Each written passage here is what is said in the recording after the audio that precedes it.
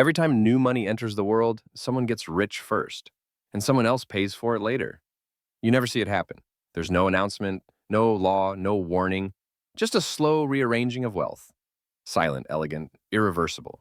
This hidden law was first described 3 centuries ago by a man named Richard Cantillon. He called it the secret mechanism of inflation, how those closest to new money win and those farthest lose. It's not a conspiracy, it's arithmetic. Money enters unevenly, and so does prosperity. When a central bank prints, when credit expands, when governments inject liquidity into the veins of the economy, the first recipients spend at yesterday's prices. By the time it reaches everyone else, prices have already changed. The result is a quiet miracle for some, and a slow theft from others. Cantillon saw it before anyone else. He turned it into fortune, then into exile, then into legend. His insight still governs the world, the unseen architecture behind every boom, every bust, every bubble. And if you look closely at our age of endless liquidity, you'll see his ghost in the numbers. The story begins in 18th century France, a world of carriages, candlelight, and speculation. Europe was drunk on discovery. Trade boomed, colonies grew, gold flowed across oceans. Money itself was evolving. A new idea had taken hold. Paper promises instead of metal coins. John Law, a Scottish gambler turned banker, convinced France to replace gold with paper. He said it would make the kingdom rich beyond measure. The Mississippi Company's shares soared as Law printed more notes to buy them. Paris turned into a carnival of wealth. Landlords became investors, nobles became traders. For a brief, glittering moment, everyone was a millionaire. But the paper tide rose faster than reality. The illusion shattered. The currency collapsed. The Mississippi bubble burst. In the chaos, one man stayed calm, Richard Cantillon. He had watched the mania from the inside. He lent money to speculators, took repayment in hard assets, and quietly withdrew before the crash. When the dust settled, he was one of the richest men in Europe, not because he gambled better, but because he understood the game's design. Cantillon realized that when money expands, wealth doesn't rise evenly. It moves like ripples from a stone tossed in water, strongest at the center, weakest at the edges. Those closest to the source spend first before prices adjust. Everyone else chases rising costs with lagging wages. The result is invisible inequality. He didn't call it a theory. He called it observation. He saw it happen in real time, an economy rewired by the flow of new money. Before Cantillon, most people thought of inflation as simple debasement, less silver in the coin. He saw deeper. He realized that a who gets the money matters more than how much of there is. When new money enters, it distorts relative prices. Farmers, merchants, and workers adjust too late. The pattern of production itself changes. The economy starts chasing illusions, building where demand was fake, investing where credit was cheap. By the time everyone realizes the error, the cycle has already turned. That's why inflation isn't just rising prices. It's a silent reshaping of society. Cantillon wrote his great work, Essai sur la nature du commerce en général, in secret. He explained how credit, trade, and money form a living organism, and how tampering with the one organ affects all the others. He showed that expansion always starts in the financial heart, not the economic limbs. And he warned that every monetary experiment ends with the same pattern. First pleasure, then pain. Ironically, his own insights made him rich enough to be envied and hunted. He was murdered in London under mysterious circumstances, his house burned to ashes, his killer never found. But his manuscript survived, and its message outlived empires. The world prefers to believe that money is neutral, that printing benefits everyone equally. But Cantillon proved otherwise. He showed that money acts like time travel. It gives some people access to tomorrow's wealth today. The banker lending at the moment of creation. The investor receiving cheap credit before the market reacts. The government spending new currency before prices rise. By the time the expansion trickles down to workers, rents have doubled, goods have soared, and savings have lost power. The recipients of new money own the assets. Everyone else rents them. That is the Cantillon effect, a law of motion disguised as prosperity. When you see the rich getting richer during a boom, when asset prices outpace wages, when debt fuels more growth than production, that's not coincidence. It's sequence. The early spenders gain, the late earners lose. Inflation doesn't distribute wealth, it rearranges it. Cantillon's insight became the invisible script behind every modern central bank policy. 3 centuries later, we are still living inside his experiment. Fast forward to the 20th century. The world left gold behind and entered the age of managed money. Governments promised stability. Central banks learned to expand and contract liquidity like lungs, breathing growth and recession. But the pattern never changed. Every time new money was born, inequality widened. In the 1920s, credit expansion fueled the stock boom. The bankers closest to the Fed borrowed at low rates, speculated, and exited before the crash. The public arrived last, buying the top with borrowed dreams. In the 1970s, after the gold standard died, inflation surged again. Those with real assets, land, oil, factories, saw their values soar. Workers saw their paychecks shrink. Same pattern, same ripple. In 2008, cheap credit flooded markets once more. Banks, hedge funds, and corporations were the first receivers. They reinflated assets while middle-class wages stagnated. When bailouts arrived, they followed the Cantillon map perfectly. Liquidity to the center first, crumbs to the edge later. And in 2020, trillions were conjured overnight. Markets rallied. Assets exploded. Houses, stocks, and luxury goods doubled in price. Meanwhile, ordinary workers faced rising rents, shrinking purchasing power, and the slow bleed of their savings. The Cantillon effect never died.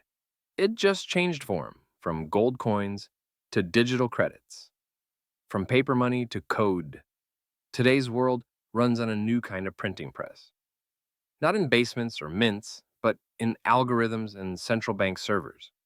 Money can appear with a keystroke. It enters through the same channels as before: banks, funds, corporations, and governments, and ripples outward. Look around. When interest rates fall, stocks rise first, not wages. When stimulus arrives, assets inflate before groceries do.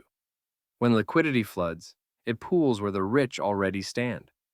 That's the modern Cantillon world. A global casino where proximity to money creation defines destiny. The banker refinancing a bond issue, the hedge fund front-running a policy announcement, the tech founder raising capital at 0%, they live at the source. They spend tomorrow's money today. By the time it reaches the teacher, the nurse, the builder, it's already worth less. This is why inequality widens even during booms. Growth feels real, but distribution is warped. The system creates bubbles instead of balance. The more central banks intervene, the more distortion they create. Cantillon would recognize it instantly. He would warn that artificial prosperity always ends in dislocation, that every injection of new money rearranges not just wealth, but power. Because money is not only a medium of exchange, it's a map of influence. Those who receive first write the rules. Every generation learns this truth too late. In every inflation, there are winners who act and losers who wait. The winners are close to creation: the speculators, financiers, and institutions who sense liquidity before it hits the real economy. The losers are everyone who trusts the old order: the savers, pensioners, and wage earners, still believing that hard work outruns printing presses. But the Cantillon effect isn't destiny. It's a signal. It tells us where the fault lines lie. For every society, the question is moral as much as monetary. Do we allow the distance between source and citizen to grow until trust collapses? Or do we redesign money to serve production rather than speculation? In Cantillon's time, the bubble destroyed the kingdom's credit. In ours, it erodes faith in institutions. People sense that the game is rigged, even if they can't name the mechanism. They feel the gap widen between prices and pay, between assets and effort. That feeling is not ignorance, it's intuition. And intuition is how civilizations decide when to change course. We live in a world that cannot afford stillness. Every system depends on expansion of credit, debt, and consumption. Without it, growth halts, markets fall, governments tremble. But constant expansion means constant redistribution through the Cantillon effect. Each new cycle lifts the few and stretches the many. We disguise it with jargon, liquidity, stimulus, easing. But the reality is simple. Money still flows from the center outward. That's why we see asset booms with fragile real economies.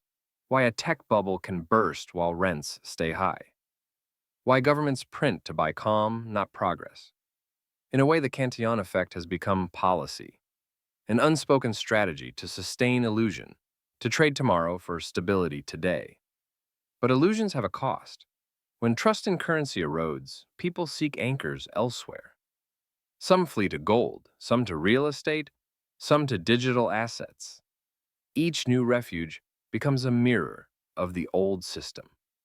The same story, different medium. Cantillon's lesson whispers again. The order of access defines the order of power. As long as money is created from the top down, inequality will flow from the bottom up. If the Cantillon effect is a law of sequence, can it be reversed? Can new money enter from the edges instead of the center? Some dream of decentralized currencies, money without a privileged channel. Others argue for policy that injects liquidity directly to workers, not banks. But every reform faces the same gravity. Those closest to power guard the spigot. Cantillon would smile sadly at the debate. He knew human nature changes slower than technology. He would say, every new system starts equal, then proximity re-emerges. Someone always stands closer to the fountain. That's why the real solution isn't mechanical. It's moral. It requires honesty about who benefits first and who bears the cost. It requires transparency about how money enters, and discipline about when it should stop. Without that honesty, societies drift toward resentment. And resentment, when combined with inflation, breeds revolt. That was true in 1720. It was true in 1923. It remains true today. Richard Cantillon died centuries ago, but his idea never did. It became the quiet rhythm behind modern capitalism. The pulse that moves unseen through every central bank meeting, every market rally, every crash. He showed that inflation isn't just numbers on charts. It's a social map. It tells you who drinks first from the fountain and who arrives when the water is gone. When money expands faster than production, the structure of society bends. The first receivers build mansions. The last receivers build resentment. And somewhere in between, the middle class slowly dissolves. That's why every inflation ends not just in economic pain, but in political transformation. Because once people realize the system rewards proximity, not productivity, they stop believing in fairness. Cantillon's law still governs that tipping point. It's happening quietly, digitally, globally. Every new rescue, every trillion printed, every chart that bends upward is another ripple from the same ancient stone. So the next time you see markets rise on news of stimulus or hear that liquidity is returning, remember what it really means. Someone, somewhere, just became richer. Not because they created value, but because they stood near the source. And someone else, farther away, just became poorer without knowing why. That is the Cantillon effect, the hidden architecture of inequality, the invisible thief that steals in daylight. Every empire believes it can outsmart it. Everyone has failed. Money doesn't just buy things, it rewrites the structure of society. And those who understand how it flows, like Cantillon once did, are never truly surprised by what follows. When the next bubble bursts, when the next currency weakens, when the next rescue begins, remember this simple truth. The order in which money arrives decides the order in which history unfolds.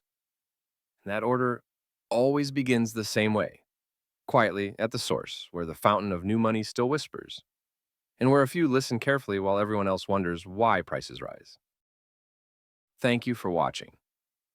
If you enjoyed this documentary, it would mean the world to us if you like the video or subscribe to our channel. We truly believe that understanding the past is key to navigating the future, and by studying financial history, you are better prepared to safeguard your wealth than 99% of the people out there. If you have any questions or remarks, or would like to request a video topic for our next deep dive, please leave a comment down below. We aim to reply to all of them. Until next time.